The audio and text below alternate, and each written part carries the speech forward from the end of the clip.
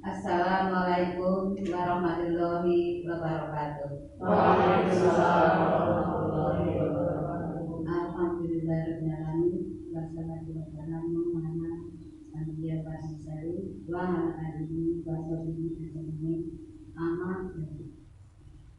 Kepada Ibu Kepala SD Imam 1, kepada yang kami hormati Bapak dan Ibu Guru SD Imam 1, marilah terlebih dahulu kita panjatkan puji syukur kepada Allah SWT yang mana pada pagi hari ini kita dapat berkumpul di ruangan ini dalam keadaan sehat walafiat untuk pemaparan aksi nyata modul 14 budaya positif oleh Abdul Rahman Rosid SPD. Salawat dan salam untuk Nabi Muhammad Sallallahu Alaihi Wasallam yang kita nantikan syafaatnya di hari kiamat. Bapak dan Ibu yang saya hormati, saya sebagai pembawa acara akan saya bacakan susunan acara sebagai berikut. Yang pertama adalah pembukaan, yang kedua sambutan kepala sekolah, yang ketiga isi atau pemaparan materi, yang keempat sesi tanya jawab, yang kelima bayi, yang keenam penutup. Menginjak acara yang pertama yaitu pembukaan. Marilah kita buka dengan bacaan basmalah bersama-sama. Bismillahirrahmanirrahim. Untuk acara yang kedua yaitu sambutan kepala sekolah. Kepada Ibu Siswanati dipersilakan.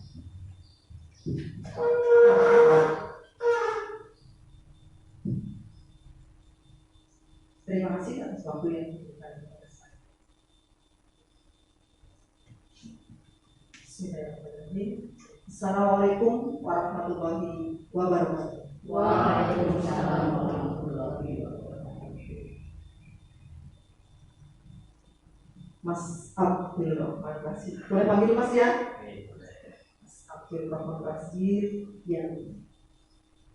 yang saya banggakan, rekan pendidik dan tenaga pendidikan SD Negeri 1 Mangkang yang saya banggakan pula dan yang saya hormati. Alhamdulillahirabbil alamin. Marilah kita memanjatkan puji syukur kehadirat Allah Subhanahu wa taala yang telah melimpahkan rahmatnya kepada kita semua, sehingga pada hari ini kita bisa berkumpul di ruangan ini dalam keadaan sehat. Pak Bu, sehat. Alhamdulillah. Dalam kegiatan penyampaian aksi nyata dari rekan kita Mas Abdul Rahman Basir SPD yang akan menyampaikan aksi nyata modul 1.4 tentang budaya positif. Salawat dan salam semoga selalu tercurah kepada junjungan kita Nabi Muhammad SAW yang kita nantikan syafaatnya di hari ini. Bapak Ibu yang saya hormati, pada hari ini Mas Abdul Rahman Basir akan menyampaikan aksi nyata modul 1.4 budaya positif.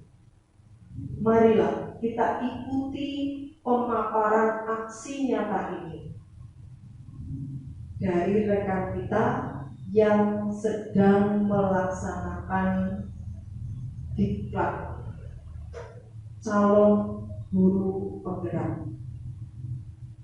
Mari kita dukung agar benar-benar rekan kita menjadi guru penggerak untuk kita semuanya, mengajak kita bergerak maju untuk meningkatkan mutu pendidikan, khususnya di sekolah kita yang kita cintai ini, SD Negeri 1 Mangkang, dan kemajuan pendidikan pula di seluruh Indonesia pada umumnya. Setelah aksi nyata ini dipaparkan hari ini, kami berharap rekan-rekan menyerap ilmunya dan benar-benar bisa tergerak tergerak untuk mengikuti apa yang disampaikan oleh rekan kita Mas Abdul Rahman Rasid, yaitu tentang budaya positif. Sebenarnya budaya positif ini sudah ada ya, sudah membudaya bulan di sekolah kita, namun sesuatu itu yang sudah ada itu harus terus ditingkatkan. Bagaimana caranya nanti akan disampaikan oleh Mas Abdul Rahman. Mari kita ikuti. Siap nih Bapak Ibu?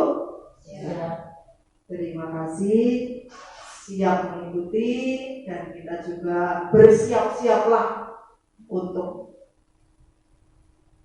menyerap dan nantinya berusaha maksimal untuk mempraktekkan ya, agar benar-benar Mas Umar ini menjadi guru penggerak di sekolah. Dan kepada Mas Umar, tolong sampaikan nanti apa yang sudah disiapkan sejelas-jelasnya, agar apa yang disampaikan itu nantinya bisa dilaksanakan oleh Mas Umar sendiri dan juga diikuti oleh rekan-rekan yang lain. Itu saja yang dapat saya sampaikan dan yang saya harapkan untuk sekolah kita. Mohon maaf apabila banyak kesalahan. Saya akhiri. Wabillahi taufiq wal hidayah. Wassalamualaikum warahmatullahi wabarakatuh. Waalaikumsalam warahmatullahi wabarakatuh.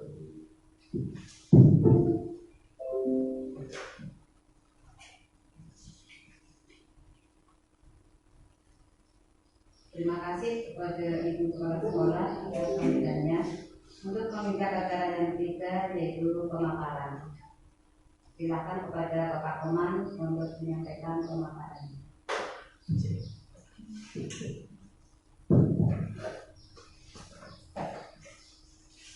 Assalamualaikum warahmatullahi wabarakatuh. Yang saya hormati Ibu Kepala Sekolah SD Negeri 1 Mengakang, yang saya hormati Bapak Ibu Guru SD Negeri 1 Mengakang dan tenaga pendidikan SD Negeri 1 Mengakang. Saya panjatkan puji dan puji syukur pada Allah Subhanahu wa Ta'ala karena pada hari ini kita dapat berkumpul di ruangan ini dengan keadaan sehat walafiat. Tidak lupa sholawat serta salam kita panjatkan kepada Nabi kita, yaitu Muhammad Sallallahu Alaihi Wasallam. Semoga kita mendapat sawangnya di hari akhir nanti. Amin. Ya, pada hari ini saya akan memaparkan materi mengenai modul 1.4 budaya positif. Nah, di sekolah kita harus menjalankan budaya positif untuk meningkatkan karakter siswa agar siswa mendapat jati diri yang baik di sekolah maupun di luar sekolah. Dan tujuan pendidikan menurut Ki Hajar Dewantara adalah dijelaskan oleh Ki Hajar Dewantara, tujuan pendidikan adalah menuntut segala kodrat yang ada pada anak-anak agar mereka dapat mencapai keselamatan dan kebahagiaan yang setinggi-tingginya sebagai manusia maupun sebagai anggota masyarakat. Nah, jadi kita harus menuntut segala kodrat pada anak-anak supaya anak nanti dapat selamat dan memiliki kebahagiaan setinggi-tingginya di sekolah maupun anggota masyarakat kelak. Latar belakang dari aksi nyata ini adalah murid tidak suka peraturan, karena selama ini jika mereka melakukan pelanggaran maka akan mendapatkan hukuman dan cenderung akan mempermalukan dirinya. Tujuan aksi nyata ini adalah pertama, memahami konsep pendidikan menurut Ki Hajar Dewantara dihubungkan dengan konsep budaya dan lingkungan positif di sekolah yang berpihak pada murid. Yang kedua adalah memahami peran sebagai guru untuk membangun budaya positif dengan menerapkan konsep disiplin positif dalam berinteraksi dengan murid. Lini masa tindakan atau langkah-langkah tindakan yang akan dilakukan. Pertama, menghadap kepala sekolah untuk menjelaskan pentingnya penanaman budaya positif dan keyakinan kelas di sekolah, serta meminta izin untuk mendiseminasikan bersama rekan guru. Nah, pada kegiatan hari ini, alhamdulillah kepala sekolah sangat mendukung untuk kegiatan dan merespon dengan baik. Yang kedua, mengumpulkan rekan guru untuk melakukan diseminasi pemahaman materi budaya positif, tindakan keyakinan kelas dan segitiga restitusi. Nah, pada kesempatan pagi hari ini saya berterima kasih kepada Bapak Ibu karena sudah berkenan untuk mengikuti kegiatan pada hari ini. Yang ketiga adalah berkoordinasi dan berkolaborasi dengan wali kelas untuk membuat keyakinan kelas di kelas masing-masing. Nah, yang selanjutnya adalah memantau, merefleksi, mengevaluasi keyakinan kelas yang telah dibuat. Dukungan yang dibutuhkan, dukungan dari kepala sekolah, rekan guru, serta murid agar tindakan yang telah disusun dapat dilakukan secara lancar dan menyeluruh. Yang kedua, sarana dan prasarana untuk menumbuhkan budaya positif di sekolah. Orang tua dalam melakukan budaya positif di rumah. Nah, jadi dukungannya untuk melakukan budaya positif ini memerlukan banyak dukungan dari sekolah, sarana dan prasarana, dan yang paling penting dari orang tua murid itu sendiri. Nah, diseminasi modul 1.4 budaya positif, menyebarkan pemahaman dan pengalaman penerapan budaya positif. Ya, konsep utama modul budaya positif ada 7, yaitu pertama perubahan paradigma belajar, disiplin positif, kebutuhan dasar manusia, motivasi perilaku manusia, posisi konor restitusi, keyakinan kelas dan segitiga restitusi. Pembelajaran dengan paradigma baru. Pembelajaran paradigma baru merupakan pembelajaran yang berorientasi pada penguatan kompetensi dan pengembangan karakter yang sesuai dengan nilai profil Pancasila. Pembelajaran paradigma baru memastikan praktik pembelajaran yang berpusat pada murid, yang mana setiap murid belajar sesuai dengan kebutuhan dan tahap perkembangan. Jadi pada budaya positif atau paradigma baru itu kita mengacu pada profil pelajar Pancasila. Yang pertama adalah beriman, bertakwa kepada Tuhan Yang Maha Esa dan berakhlak mulia, terus berkebenangan global, bernalar kritis, bergotong royong, kreatif dan mandiri. Disiplin positif. Disiplin positif berasal dari kata atau bahasa Latinnya disiplina, yaitu artinya belajar. Aslinya disiplin artinya adalah belajar. Disiplin diri membuat orang menggali potensi menuju sebuah tujuan apa yang dihargai. Jadi disiplin diri adalah menggali potensi pada diri masing-masing. Berarti potensi yang dimiliki pada murid itu aslinya berbeda-beda. Setiap murid pasti potensi yang dimiliki pasti akan berbeda. Makna kata disiplin sering berubah menjadi suatu yang dilakukan seseorang pada orang lain untuk mendapatkan kepatuhan. Makna disiplin sering berubah menjadi suatu seperti hukuman atau peraturan yang harus dipatuhi oleh setiap individu, atau di sini di sekolah adalah murid. Sebagai pendidik, tujuan kita adalah menciptakan anak-anak yang memiliki disiplin diri sehingga mereka bisa berperilaku dengan mengacu pada nilai-nilai kebijakan universal dan memiliki motivasi intrinsik bukan ekstrinsik. Nah, tujuan menciptakan anak-anak memiliki disiplin. Nah, berarti ini harusnya anak-anak dari jiwa anak-anak secara alami, bukan dari paksaan orang lain, bukan dari unsur eksplisit. Ya.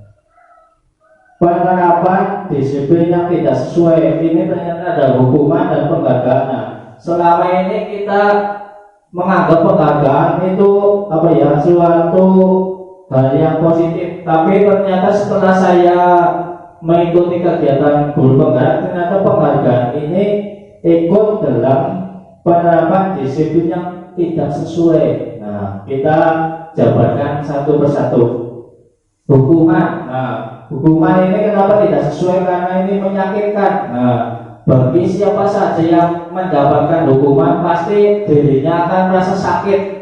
Nah, sakit dan akan membekas sampai nanti mungkin dewasa atau sampai tua, bahkan tua mereka akan tetap mengingat kejadian yang mereka merasa sakit dalam hati mereka.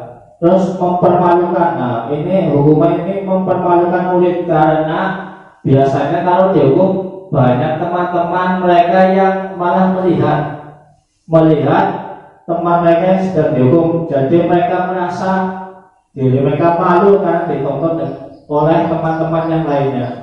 Terus anak menjadi takut. Nah, ini anak menjadi takut karena hukuman. Anak menjadi takut bukan menjadi taat mengenai peraturan yang sudah dibuat sekolah, tapi anak malah merasa takut, terus tidak jujur akan kesalahan. Nah, karena takut dihukum, biasanya anak pasti akan berbohong dan menutupi kesalahan mereka agar terhindar dari hukuman yang nantinya akan bisa diberikan oleh mungkin bapak ibu guru di sekolah.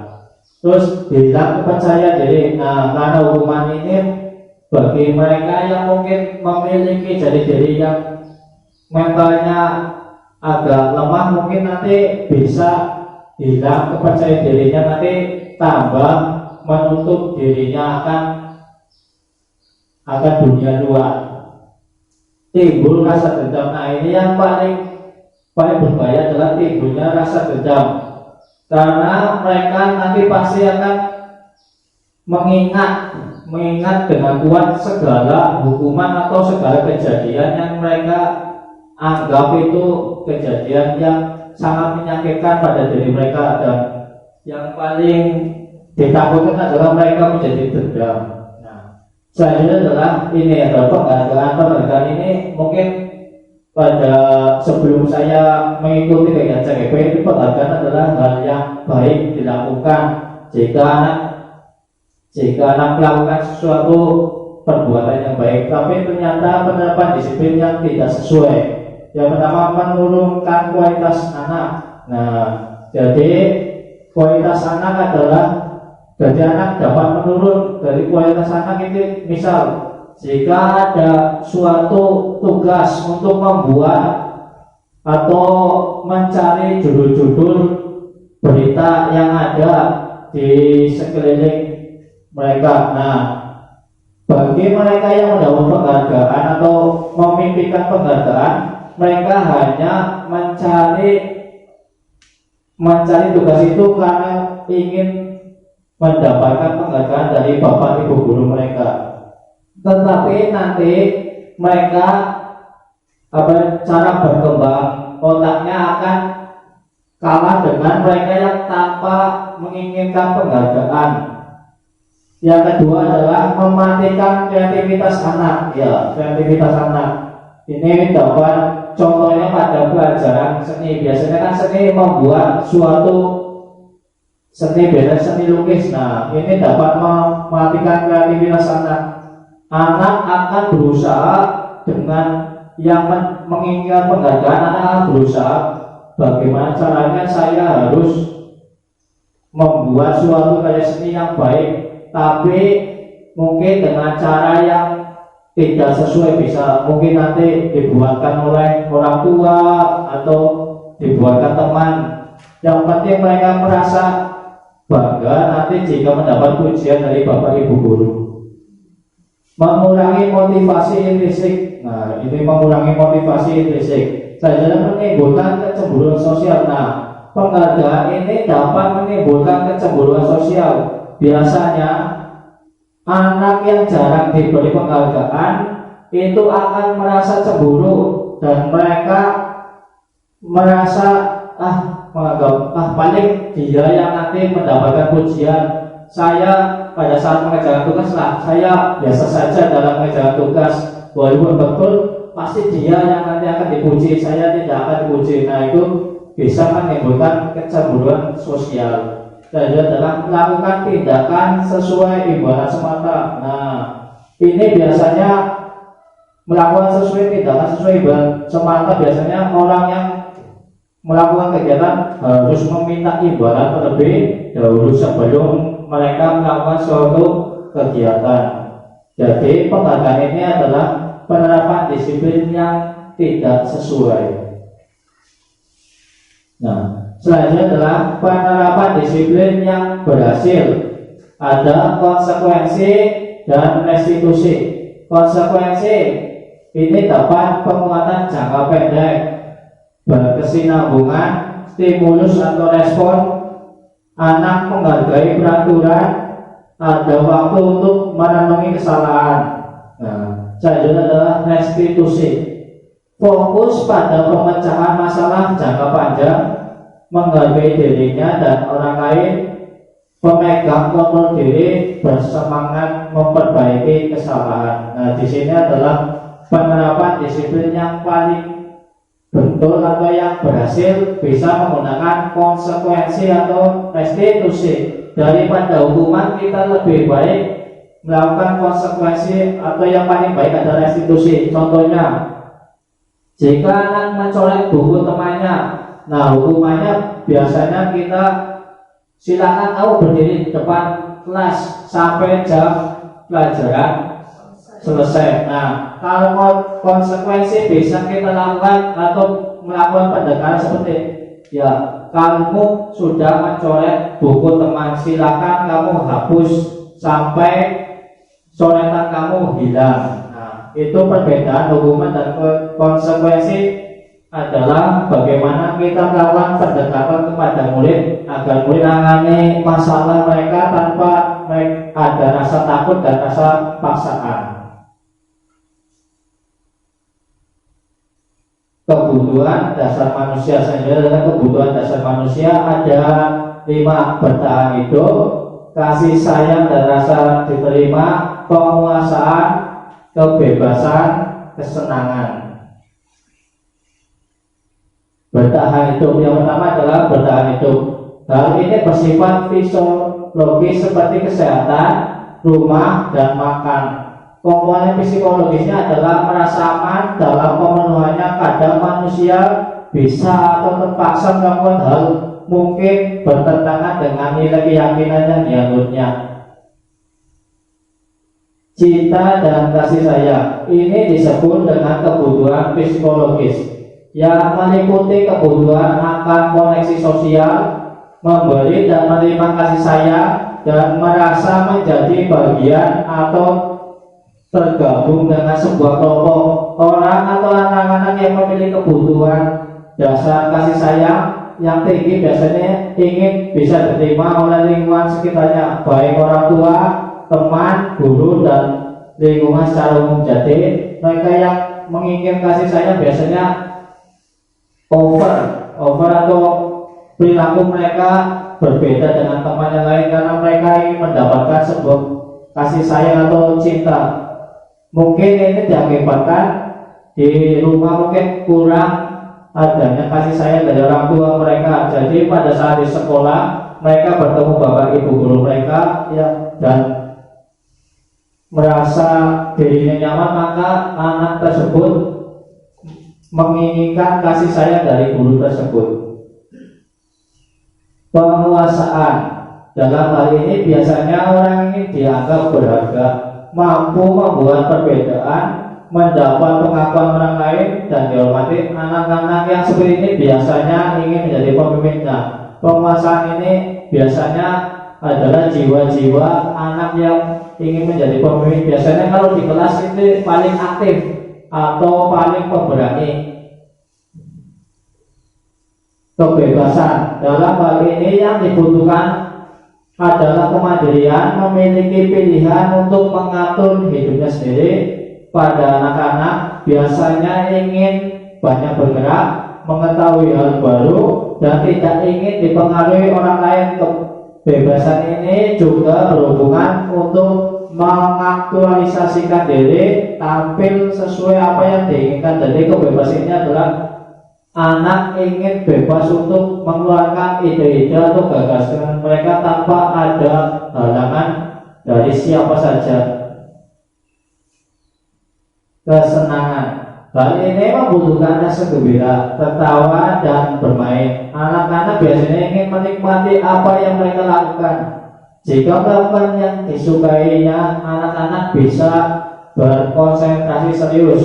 Misalnya mengoleksi barang kesukaan, suka bercanda, dan terkadang berlaku buruk, tapi juga berhubungan dengan bersosialisasi, senang bermain dengan teman, memiliki teman yang memiliki kesukaan yang sama. Nah, ini biasanya murid atau anak-anak akan lebih menyukai permainan yang sama dengan yang mereka inginkan. Selanjutnya adalah motivasi perilaku manusia.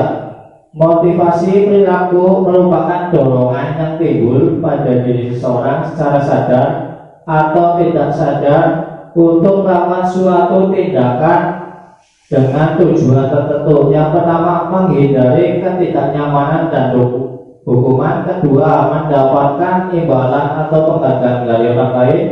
Ketiga, menghargai nilai-nilai kebajikan diri sendiri. Yang pertama, menghindari ketidaknyamanan dan hukuman. Murid melakukan disiplin diri karena ia takut dihukum. Ia merupakan motivasi ekstrisik. Menghindari ketidaknyamanan berarti ini adalah murid merasa dirinya harus disiplin dan takut dihukum. Nah, ini berasal dari luar karena mereka takut akan hukuman yang nantinya diberikan jika anak tersebut atau murid tersebut melakukan suatu kesalahan. Yang kedua, mendapati imbalan atau penghargaan dari orang lain. Murid melakukan disiplin diri karena ia ingin mendapat imbalan. Ini merupakan motivasi ekstrisik. Ya, tadi adalah penghargaan. Ya, berarti kurang tepat. Ini murid hanya melakukan sesuatu kegiatan hanya semata-mata ingin mendapat imbalan atau sanjungan dari orang-orang tertentu dan dirinya merasa diakui. Yang ketiga, menghargai nilai-nilai kebajikan diri sendiri, yaitu murid melakukan disiplin diri karena sadar akan nilai kebajikan dirinya. Ini merupakan motivasi intrinsik. Nah, ini yang paling baik adalah murid melakukan adanya kesadaran, melakukan disiplin akan atau kesadaran dari dirinya sendiri. Ini adalah merupakan motivasi intrinsik karena berasal dari dalam diri murid tersebut. Nah, selanjutnya adalah kita akan masuk pada pendekatan restitusi. Nah, pendekatan restitusi adalah sebuah cara menanamkan disiplin positif pada murid. Pendekatan restitusi adalah proses menciptakan kondisi bagi anak untuk memperbaiki kesalahan mereka sehingga dapat kembali pada kelompoknya dengan karakter yang lebih kuat. Jadi restitusi ini adalah kondisi anak untuk memperbaiki kesalahan. Jadi anak secara sadar untuk memperbaiki kesalahan mereka sendiri, bukan karena hukuman yang diberikan. Nah, ini berarti motivasi dari dalam diri mereka sendiri atau motivasi intrinsik. Ciri-ciri restitusi adalah bukan menebus kesalahan tapi memperbaiki kesalahan. Nah, ini bukan menebus tapi memperbaiki kesalahan. Biasanya kalau hukuman, biasanya jika melakukan kesalahan pasti akan diberi suatu hukuman atau sanksi. Nah, tapi restitusi ini adalah memperbaiki kesalahan mereka. Yang kedua adalah sebuah tawaran bukan paksaan. Nah, restitusi adalah tawaran bukan paksaan. Berarti ini harus berasal dari diri murid itu sendiri, bukan dari paksaan orang lain. Orang lain hanya menuntut mereka untuk ke dalam atau ke keadaan yang lebih baik. Menguatkan dan fokus pada solusi. Ya, berarti nanti jika mereka sudah mengetahui kesalahan mereka, mereka akan menguatkan dan fokus pada solusi atau solusi yang nantinya digunakan untuk menyelesaikan masalah yang mereka hadapi. Memperbaiki hubungan. Yang saja adalah mengarahkan untuk mengenal diri. Nah, mengarahkan untuk mengenal diri ini aslinya adalah bagaimana sih diri saya. Nah, jadi diri saya bagaimana? Apakah saya bertentangan dengan peraturan yang ada di sekolah, atau saya sangat suka atau saya meyakini peraturan yang di sekolah sudah sangat baik. Fokus pada karakter bukan tindakan. Nah, fokus pada karakter bukan tindakan. Ini harus ada penguatan karakter yang harus ditanamkan pada murid-murid kita di sekolah supaya mereka dapat menjadi pribadi yang lebih baik. Penerapan dalam restitusi, contohnya ini ada contoh yang sering terjadi adalah terlambat berangkat sekolah. Restitusinya adalah guru menanyakan keyakinan kelas dan membantu anak menyelesaikan masalah. Yang kedua adalah guru terbuka dan anak menghargai diri serta orang lain. Konsekuensinya adalah jika mereka kabur adalah guru memberikan konsekuensi untuk datang lebih awal. Yang kedua adalah guru tegas dan siswa taat akan peraturan. Nah, ini jika mereka terlambat mendapat hukuman. Hukumannya adalah guru menghukum anak berdiri dengan satu kaki di depan kelas. Yang kedua adalah guru emosi dan siswa menjadi takut. Nah, ini mulai sekarang saya pribadi meminta tolong kepada Bapak Ibu guru untuk mengurangi hukuman yang nantinya diberikan kepada murid-murid jika melakukan kesalahan. Saya adalah posisi kontrol restitusi kasus tertidur saat pembelajaran. Nah, posisi kontrol ada 5: penghukum, pembuat rasa bersalah sebagai teman, pemantau, manajer. Nah, kita sebagai guru mempunyai 5 posisi kontrol restitusi yang pertama penghukum. Contohnya atau perkataan pada penghukum adalah taatilah peraturan dan berdirilah dengan satu kaki di depan. Nah, ini adalah suatu hukuman.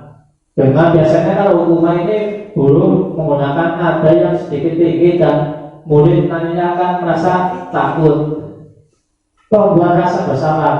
Nah, biasanya kita dapat membuatkan anak menjadi mempunyai rasa bersalah. Bisa menggunakan harus berapa kali Pak Guru harus meminta kamu, Pak Guru kecewa dengan kamu. Nah, ini bisa nantinya membuat anak menjadi bersalah. Tapi ini bukan menghukum, hanya kita memberi masukan atau saran kepada murid tersebut.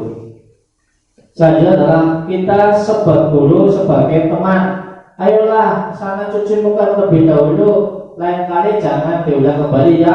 Nah, ini biasanya kata-kata seperti ini kan lebih nanti anak akan merasa dirinya dianggap sebagai teman oleh guru mereka, karena pada saat melakukan kesalahan perkataan yang dilontarkan oleh guru dengan menggunakan nada sebagai teman.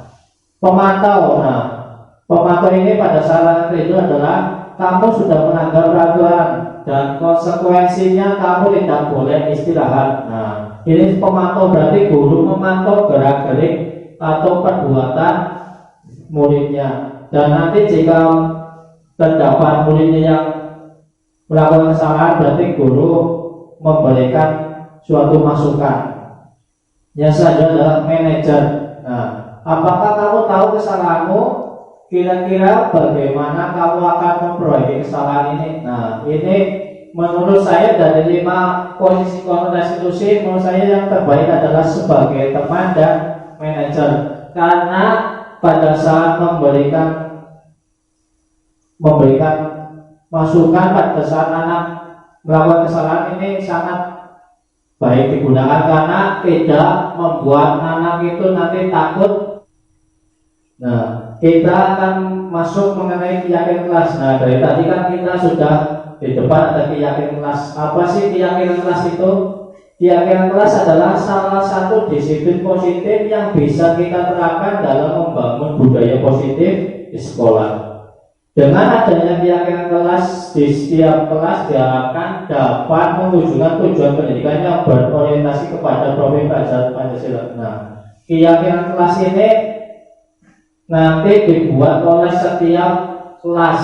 Nah, perbedaan peraturan kelas dan keyakinan kelas.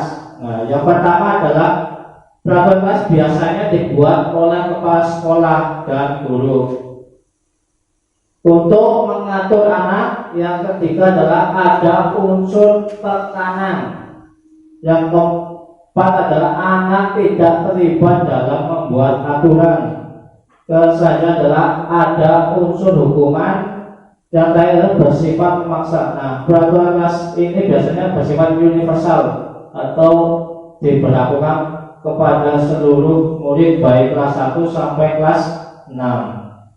Nah, bedanya dengan keyakinan kelas adalah dibuat oleh guru dan anak. Nah, keyakinan kelas ini khusus dibuat oleh guru dan anak pada setiap kelasnya. Jadi mungkin nanti keyakinan kelas 1, 2, 3 sampai 6 itu nanti akan berbeda-beda tergantung nanti kesepakatan yang disepakati oleh murid dan guru kelas tersebut.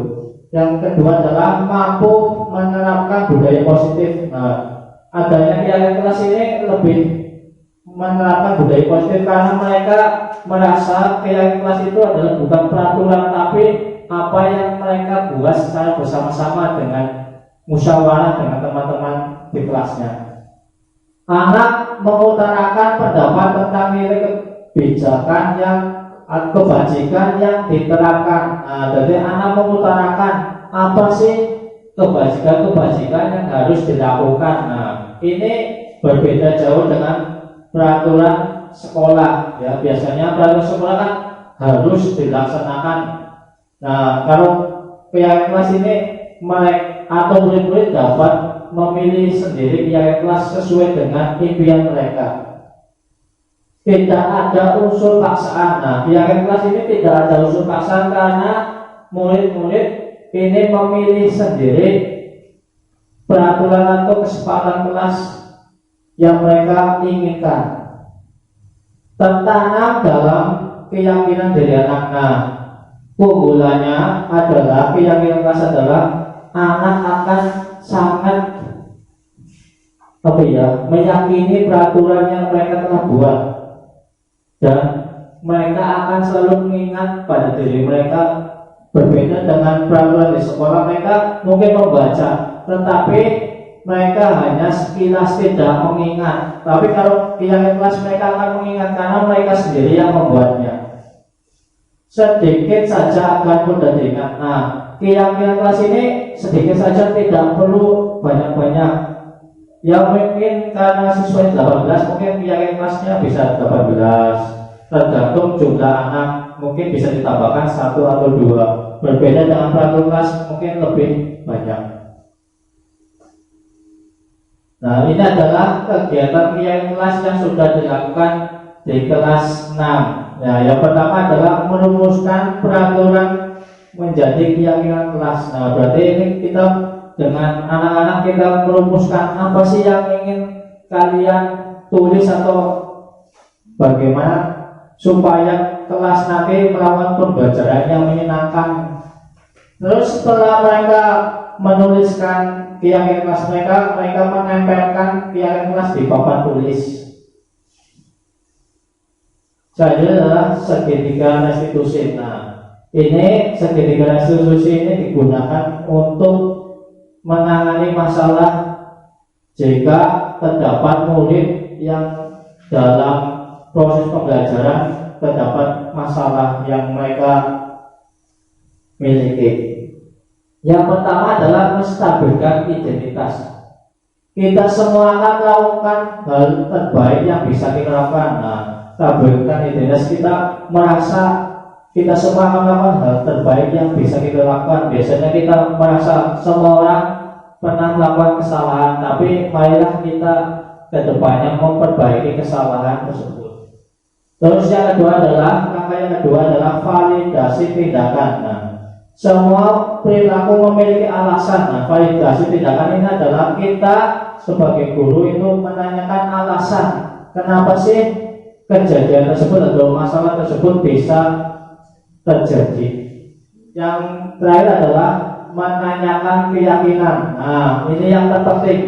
Ya, setelah menstabilkan identitas, validasi tindakan itu alasan, kita selanjutnya menanyakan keyakinan. Nah, mengarahkan tindakan yang lebih baik kepada murid tersebut melalui keyakinan kelas yang telah disepakati secara bersama. Nah, ini adalah contoh kasus mengenai segitiga restitusi.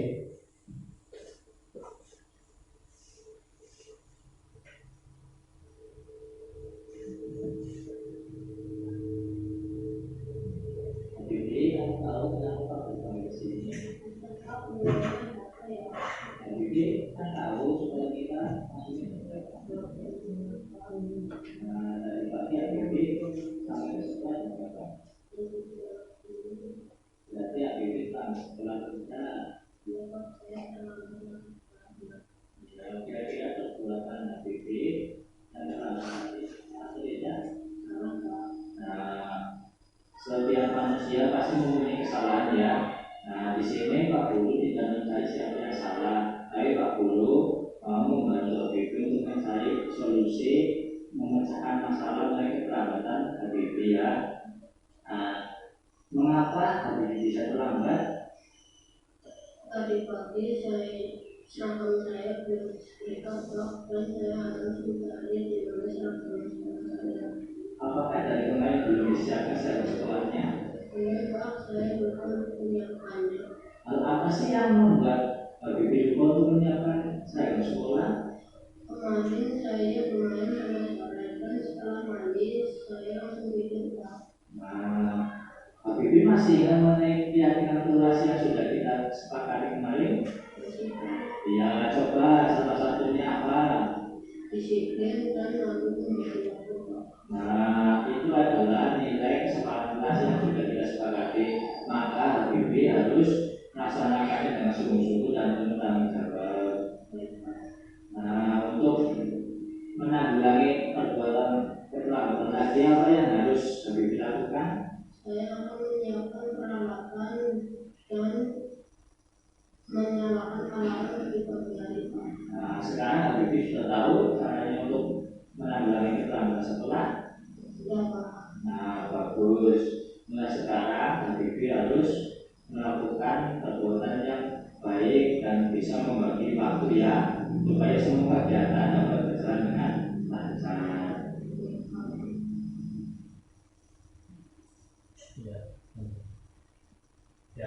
Contoh yang kasus pertama adalah mengenai keterlambatan kelas. Nah, pada segitiga restitusi ini kita melakukan pendekatan kepada murid. Nah, pada saat melakukan segitiga restitusi ini, lebih baiknya kita melakukan pendekatan pada murid pada suatu ruangan khusus tanpa ada orang lain. Nah, apa sih gunanya tanpa ada orang lain? Nah, pada saat ini kita akan menstabilkan identitas murid tersebut dan menanyakan alasan mengapa mereka melakukan kesalahannya. Jadi dalam kegiatan restitusi sebaiknya jangan sampai banyak orang yang mengetahui atau mengikuti untuk menyelesaikan masalah pada murid tersebut agar privasi mereka tetap terjaga. Yes. Yang contoh kasus kedua,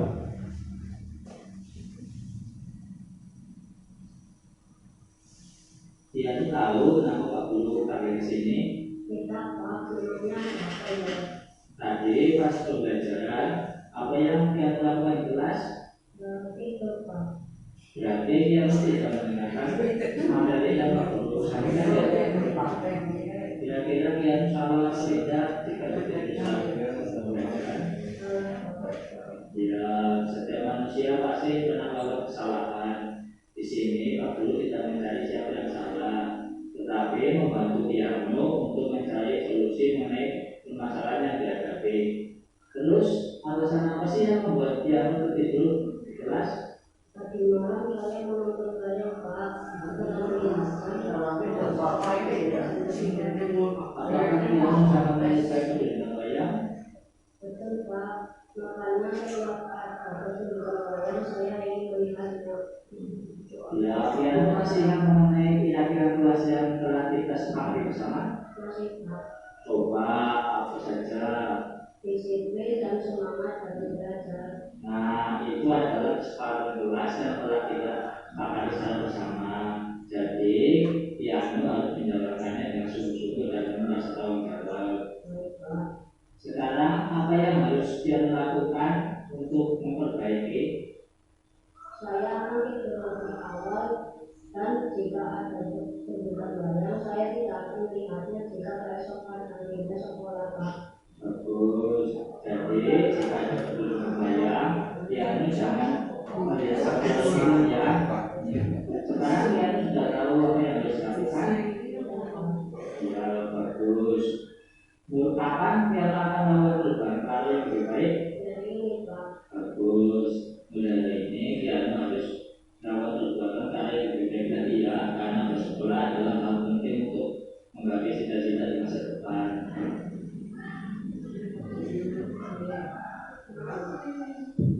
Ya, itu adalah contoh kasus yang menggunakan segitiga restitusi. Nah, pada setiap segitiga restitusi pasti harus menanyakan atau menstabilkan identitas. Di sini sangat penting untuk menstabilkan identitas dan dalam menanyakan alasan mengenai permasalahan yang mereka alami. Nah, setelah itu kita harus menanyakan, bukan menghukum, tapi kita harus menanyakan kepada murid mengenai keyakinan kelas yang telah disepakati bersama. Jadi dalam hal ini kita bukan menghukum, tapi memperbaiki diri murid itu sendiri untuk kedepannya menjadi lebih baik, tanpa adanya hukuman-hukuman yang membuat mereka merasa takut. Tetapi dengan restitusi ini mereka akan memperbaiki dirinya secara alami tanpa adanya paksaan dari siapapun. Ya, mungkin hanya itu yang dapat saya sampaikan dalam kegiatan pada hari ini. Jika ada tutur kata yang kurang baik, saya mohon maaf. Waktu dan tempat saya silakan kembalikan kepada Mbak Wajar.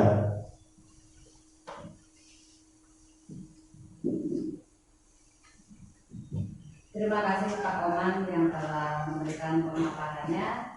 Sudah cukup jelas ya Bapak Ibu ya? Saya juga sudah bisa. Ya tadi sudah dijelaskan oleh Pak Oman dengan cukup jelas. Untuk menginjak acara yang keempat yaitu sesi tanya jawab. Walaupun tadi sudah dipaparkan dengan jelas, tapi mungkin ada teman kita yang mau menanyakan. Silakan Bapak Ibu yang mau menanyakan, saya beri Pak. Monggo. Ya. Assalamualaikum warahmatullahi wabarakatuh. Waalaikumsalam warahmatullahi wabarakatuh. Terima kasih atas waktu yang diberikan pada saya. Di sini saya tadi sudah memperhatikan materi yang telah disajikan oleh teman kita Mas Abdul Rahman Wasid. Tetapi di sini ada satu pertanyaan yang ingin saya sampaikan. yaitu bagaimana cara merumuskan kesepakatan kelas yang nantinya akan digunakan sebagai keyakinan kelas yang dipegang teguh oleh murid-murid kelas tersebut. Terima kasih. Itu yang bisa saya sampaikan. Assalamualaikum warahmatullahi wabarakatuh.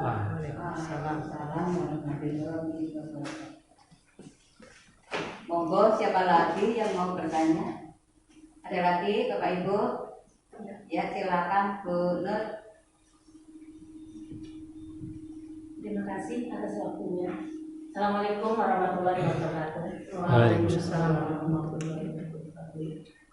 Di sini saya akan bertanya, bagaimana cara menerapkan budaya positif di sekolah agar berjalan dengan baik, selaras dengan profil pelajar Pancasila. Terima kasih. Assalamualaikum warahmatullahi wabarakatuh. Waalaikumsalam.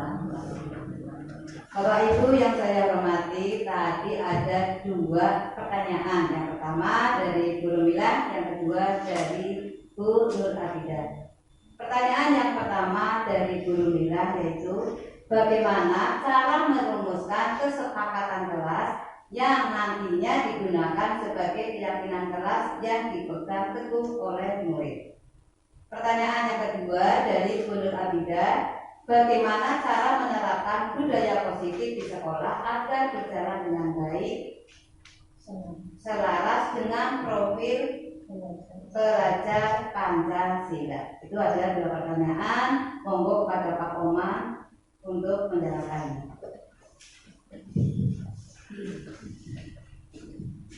Terima kasih atas pertanyaan yang telah diberikan. Langsung saja saya akan menjawab pertanyaan yang pertama. Bagaimana sih langkah-langkah untuk membuat keyakinan kelas? Nah, langkah-langkah yang digunakan untuk membuat keyakinan kelas yang pertama adalah guru membimbing murid untuk memimpikan bagaimana sih suasana kelas yang mereka inginkan. Nah, berarti guru harus membimbing murid untuk mengimpikan atau bertanya kepada murid bagaimana suasana kelas yang mereka inginkan. Yang kedua adalah guru menyiapkan kertas atau selembar kertas. Nah, selembar kertas ini nanti dibagikan kepada murid. Setelah murid mendapatkan kertas satu-satu, mereka menuliskan ide-ide yang mereka pikirkan selama ini untuk membuat kelas mereka menjadi nyaman, aman dalam proses pembelajaran. Nah, setelah ide-ide yang mereka tulis dalam kertas tersebut bisa ditempelkan di depan kelas atau di papan tulis. Nah, semua anak menempelkan ide-ide yang telah mereka tulis di selembar kertas tersebut. Nah, salah satu murid nanti bisa membacakan semua hasil yang telah tertempel di papan tulis. Nah, setelah itu guru bisa memilih yang tepat atau yang sesuai untuk menjadi keyakinan kelas nantinya. Nah, setelah mereka pilih dan disetujui secara bersama-sama, nah mungkin keyakinan kelas tersebut dibuat lebih menarik lagi, bisa dibuat bentuk-bentuk buah atau bentuk mobil, nanti bisa ditempelkan di depan kelas. Nah, mungkin hanya itu yang dapat saya sampaikan untuk menjawab yang pertanyaan pertama. Bagaimana, Bu Rumila? Terima kasih Pak penjelasannya. Insya Allah nanti saya terapkan di kelas. Terima kasih, Bu Rumila. Yang pertanyaan kedua langsung saja saya jawab. Nah, bagaimana menerapkan budaya positif ya yang sesuai dengan profil pelajaran Pancasila ya. Profil pelajaran Pancasila sangat berkaitan erat dengan budaya positif di sekolah. Budaya positif ini tidak dapat terlaksana tanpa adanya bantuan dari orang lain, atau kita harus melakukan kolaborasi dengan kepala sekolah, rekan sejawat, orang tua murid, komite dan lingkungan masyarakat yang ada di sekitar sekolah untuk bisa terwujudnya budaya positif di sekolah. Nah, budaya positif ini dapat terwujud adanya peran guru yang sangat penting sebagai pamong bagi murid-murid atau contoh. Nah, maka guru harus menjadi panutan murid dalam melakukan pembiasaan-pembiasaan untuk melaksanakan budaya positif nantinya. Bisa mungkin pada pagi hari bersalaman. Nanti jika untuk memulai pembelajaran berdoa, setelah berdoa nanti menyanyikan lagu kebangsaan atau tepuk nasional atau tepuk abita, bisa untuk melaksanakan atau mewujudkan budaya positif di lingkungan sekolah. Jadi guru sangat berperan penting. Kunci dari keberhasilan budaya positif di sekolah adalah peran dari guru itu sendiri. Dan nanti budaya positif itu karena dilakukan secara terus-menerus berkelanjutan, nanti secara tidak sadar maka anak atau murid di sekolah akan melakukan perbuatan yang ke arah lebih baik dari sebelumnya. Mungkin itu jawaban dari saya. Apakah sudah bisa terima? Iya, terima kasih.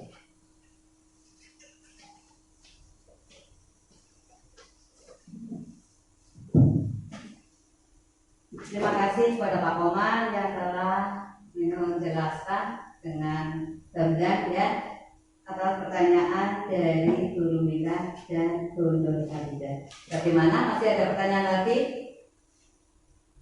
Tidak. Yaitu tadi aksi nyata tentang budaya positif itu sudah cukup baik ya. Mari kita laksanakan ya. Kita laksanakan di kelas masing-masing.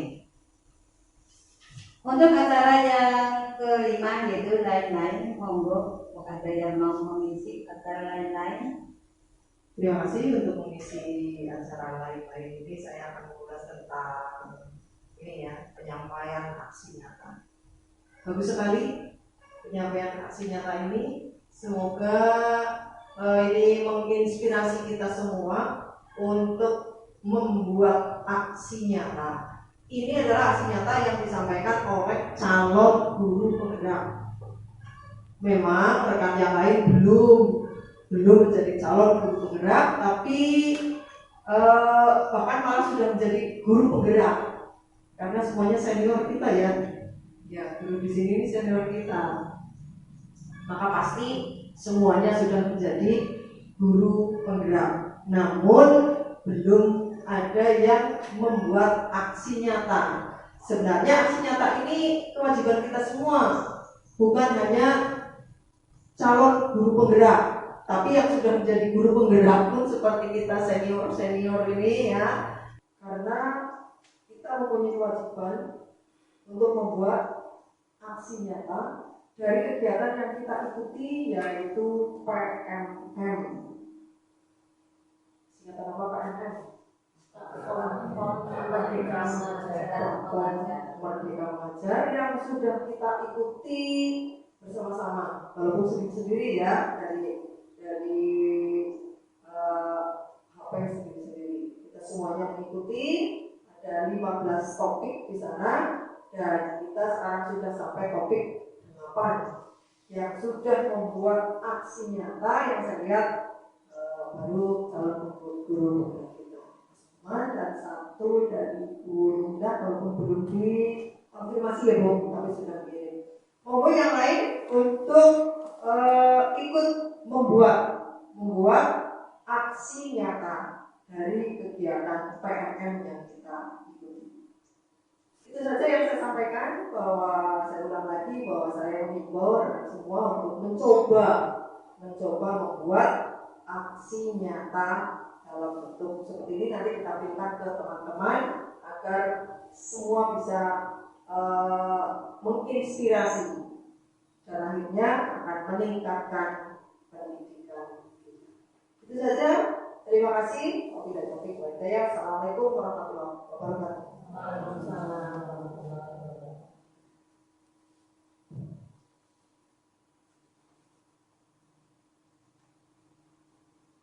Terima kasih kepada Bu Sri Sunarsi yang telah menyampaikan ulasannya.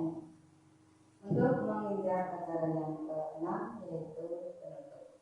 Alhamdulillah acara pada siang hari ini aksi nyata modul 1/4 budaya positif yang disampaikan oleh Bapak Abdul Rahman Rosid telah selesai, dan saya kira akan dapat menambah wawasan bagi kita dan kita dapat melaksanakan di sekolah kita dan di kelas kita masing-masing. Saya sebagai pembawa acara mohon maaf bila banyak tutur kata yang kurang, mungkin kurang berkenan di hati Bapak Ibu, banyak kesalahan, saya mohon maaf yang seterus-terusnya. Untuk acara pada pagi grup dengan bacaan telah bersama-sama.